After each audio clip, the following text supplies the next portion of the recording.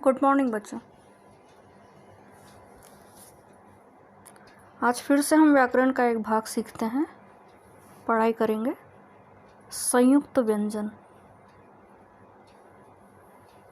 इससे पहले आपने पढ़ा, देखिए, वर्ण, वर्णमाला, है ना। वर्ण भाषा की सबसे छोटी इकाई बताया गया था। उसके बाद बताया गया था कि वर्णों को मिला दिया जाए तो शब्द बनता है। शब्दों का सार्थक समूह पद कहलाता है, यानी कि वाक्य, है ना। वर्णमाला क्या है? स्वर और व्यंजन मिलाकर वर्णमाला तैयार होती है। स्वर और व्यंजनों को मिला दिया जाए तो वर्णमाला तैयार होती है। आपने पढ़ा था, देखिए, स्वर अ आ इ ई उ ऊ ए ऐ ओ औ। आपने व्यंजन पढ़े थे, क ख ग घ इंग, च छ ज झ ण, ट ठ ड ढ ण, है ना। त थ द ध न, प फ ब भ म, य र ल व श, श स ह क्ष त्र ज्ञ और श्र।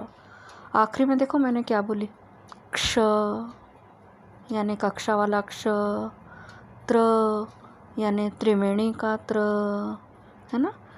क्षत्र ज्ञ, ज्ञ यानी ज्ञान का ज्ञ, और श्र यानी श्रेणी का श्र।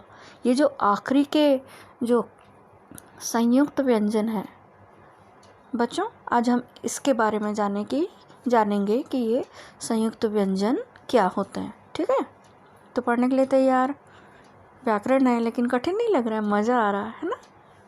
क्योंकि समझ में आ रहा होगा तो समझ में आएगा तो मज़ा आएगा, नहीं आएगा तो बोर हो रहा है, कुछ नहीं समझ रहा है, टीचर क्या बोल रहे हैं, ऐसा नहीं होगा। हम क्या पढ़ने वाले हैं आज? संयुक्त व्यंजन। देखो, एक हाथ दिखाई दे रहा है, हाथ। अब भी थोड़ी देर पहले मैंने बताई थी, क्ष त्र ज्ञ श्र। ये क्या है? ये चारों के चारों संयुक्त व्यंजन है। ये चारों संयुक्त व्यंजन है। फिर ये संयुक्त व्यंजन आखिर बनते कैसे हैं?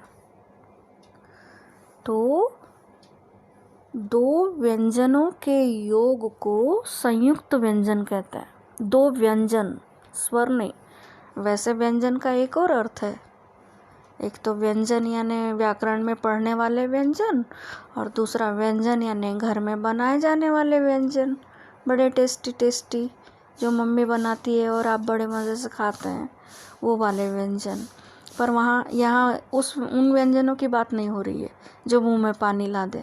यहाँ उन व्यंजनों की बात हो रही है जो किसी शब्द को बना दे। तो वो व्यंजन जो हैं संयुक्त व्यंजन, वो है क्ष त्र ज्ञ और श्र। तो दो व्यंजनों के योग को संयुक्त व्यंजन कहते हैं। या फिर दो भिन्न व्यंजनों के, अलग अलग व्यंजनों के योग को संयुक्त व्यंजन कहते हैं। मतलब कैसे बना संयुक्त व्यंजन? चलो बनाते हैं। व्यंजन प्लस व्यंजन इज इक्वल टू संयुक्त व्यंजन। जैसे क प्लस षटकोण का श यानी कक्षा वाला क्ष। क प्लस श इज इक्वल टू क्ष। अब ये क्ष संयुक्त व्यंजन है तो इससे देखो क्या क्या बन रहा है। अक्षर, क्षत्रिय, परीक्षा, कक्षा और क्षमा।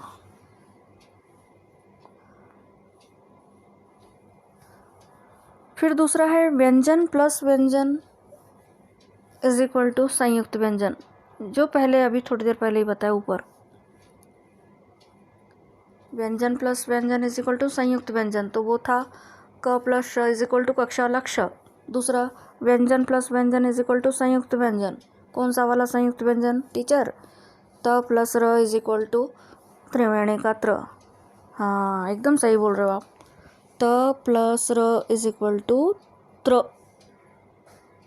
अब त्र से बने हुए शब्द देखिए, पत्र, मित्र, छात्र, त्रिशूल, चित्र, है ना। ये सब किससे मिलकर बने हुए शब्द हैं? त्र।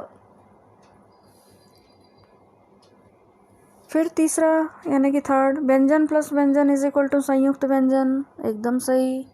कैसे टीचर? ज प्लस य इज इक्वल टू ज्ञान का ज्ञ। ज प्लस य इज इक्वल टू ज्ञ। ज्ञ से बनने वाले शब्द विज्ञान, ज्ञान, प्रतिज्ञा, यज्ञ, आज्ञा, है ना। ये शब्द जो ज्ञ संयुक्त व्यंजन से बने हुए शब्द। फिर आखिरी चौथा पढ़ाओ, व्यंजन प्लस व्यंजन इज इक्वल टू संयुक्त व्यंजन। आपको संयुक्त व्यंजन का संधि विग्रह समझ में आ गया होगा। व्यंजन प्लस व्यंजन इज इक्वल टू संयुक्त व्यंजन, यानी दो व्यंजनों को जोड़ दिया जाए तो संयुक्त व्यंजन तैयार होता है। श प्लस र इज इक्वल टू श्रेणी का श्र। अब इससे बने हुए शब्द श्रमिक, विश्राम, श्रम, आश्रम, श्री, श्रीमती, श्रेणी आदि। संयुक्त व्यंजन में कुछ व्यंजन अरहित होते हैं, कुछ स्वर रहित होते हैं। अरहित यानी स्वर रहित, और कुछ स्वर सहित होते हैं। जैसे स्वर लगा हुआ है अ, पहले कॉलम में देखिएगा। स्वर ब्रैकेट में देखो अ हट गया है। स्वर रहित यानी बिना स्वर के। दूसरा है स्वर सहित यानी स्वर के साथ। तो बिना स्वर के का क्या मतलब है टीचर? च, इसमें अ आया ही नहीं, लेकिन छ इसमें अ आया टीचर। कैसे कैसे? छ प्लस अ इज इक्वल टू छ। संयुक्त व्यंजन बना छ। पहला स्वर रहित था च, दूसरा स्वर सहित था, बन गया छ।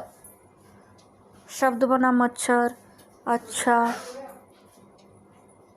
फिर है स, स्वर रहित, स्वर सहित त,